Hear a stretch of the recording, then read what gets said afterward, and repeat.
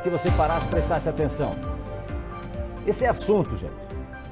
É uma reportagem exclusiva, tá? Aqui do BG. Você vai ver só aqui. Foi assunto desde sábado passado. A imagem que rendeu muita conversa. Em todo lugar que a gente ia, as pessoas estavam comentando. E aquele Fusca azul, lá no sentido contrário, na 277, no engavetamento lá. Você viu? Não viu? Viu? Estava parado, não estava? Engavetamento com 73 veículos. 5 pessoas morreram, 11 ficaram feridas. Bom, e aí? Motorista, inclusive, depois da Polícia Civil de Campo Largo. E você vai ver agora, em primeira mão, uma conversa com o motorista do Fusca. E aí? Como foi que tudo aconteceu? Por que ele estava no sentido contrário do tráfego? Como ele e a mãe dele escaparam de algo pior? Essa é a reportagem especial desta sexta-feira de feriado aqui em Curitiba, que você acompanha com o nosso Luciano Piquete.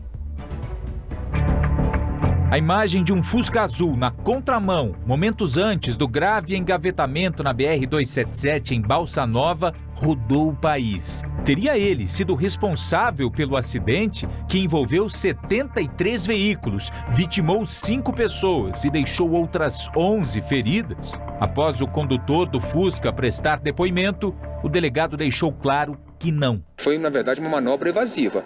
Não foi uma manobra de pura irresponsabilidade. Uma opção que ele teve. Ele rodou e assumiu a contramão para sair e impedir que novo acidente acontecesse.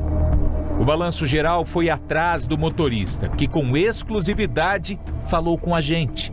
Renato é mecânico e viajava com a mãe com destino à Alvorada do Sul, na região de Londrina. Faz mais ou menos uns 20 anos aí que eu andei nessas estradas aí. Então você conhece cada centímetro daquela estrada? Conhece cada sentido.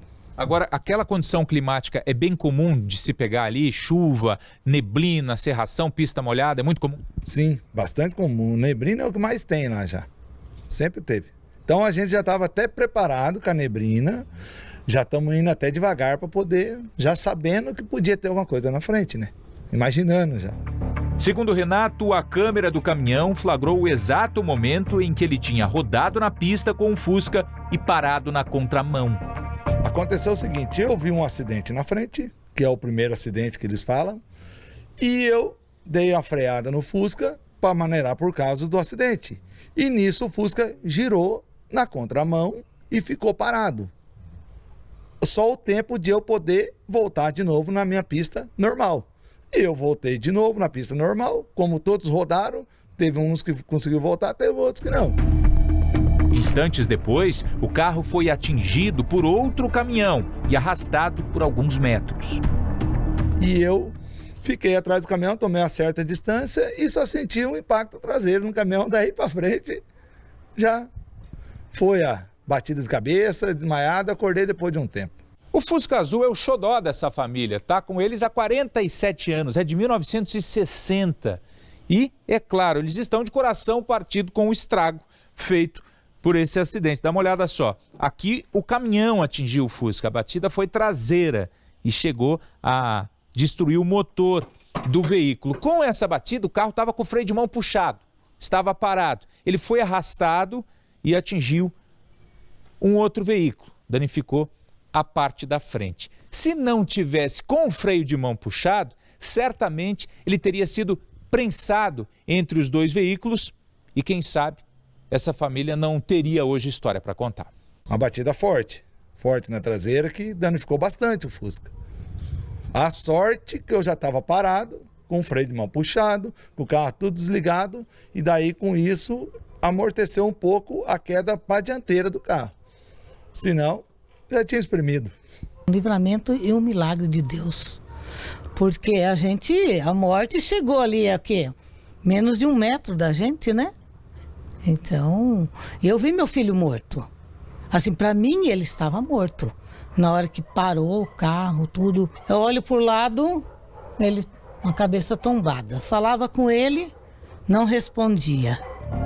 Dona Sirene revela uma mágoa pelas acusações que o filho e ela sofreram. Fomos dados como culpado, os vilão da história, tanto que tantas coisas aconteceram no trajeto, a gente não viu ninguém, sabe, sendo entrevistado, passando nas mídias, só falavam do Fusca na contramão, sabe? Daí a gente ficou muito triste. E o delegado, de fato, entendeu que vocês não tinham culpa, né? Ele entendeu que, de fato, o que vocês relataram foi o que aconteceu. Como é que foi o sentimento depois? Foi de alívio? Nossa, muito! Foi um alívio. Passado o susto, Renato só pensa em uma coisa: consertar o Fusca da família e botá-lo novamente na estrada. Logo, logo nós já começamos a reformar o bichão de volta aí, já botar para andar de novo, partir a viagem, terminar a viagem, né, agora tem que terminar a viagem que a gente começou agora. Veja só, né? E o Renato é acostumado a fazer esse trajeto, sempre ir visitar os parentes lá em Alvorada do Sul, né? E infelizmente aconteceu essa situação. Ô, Renato, a você, a dona Sirene, graças a Deus que escaparam, né? Eu acho que se não é o Fusca que tem uma lataria mais resistente, que é uma lataria mais forte, né? Uma coisa de 30, 40 anos atrás, que é ferro, que não desmonta por qualquer batidinha, por qualquer coisa. Não sei se eles estavam aqui para contar a história. A imagem realmente era uma imagem curiosa, né?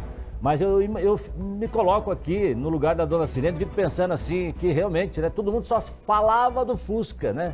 E agora tá aí, tá explicado o que aconteceu. Ou seja, eles correram um risco danado. Graças a Deus escaparam do pior. Escaparam do pior. Sim, aquela situação de qual seria o envolvimento do Fusca no acidente levou-se a considerar agora a conclusão de que ele é só mais um dos envolvidos. A atitude dele não teve nenhum momento em que ele realmente tivesse dado causa a ele.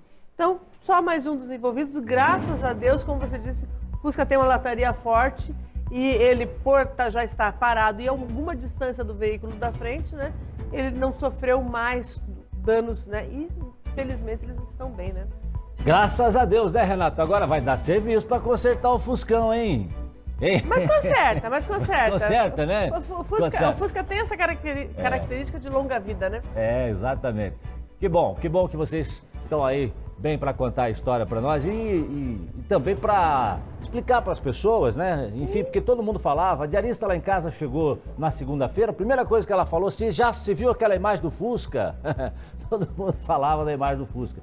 Tá aí contado então pelos 2 sobreviventes desse episódio, desse engavetamento na BR-277 no sábado passado.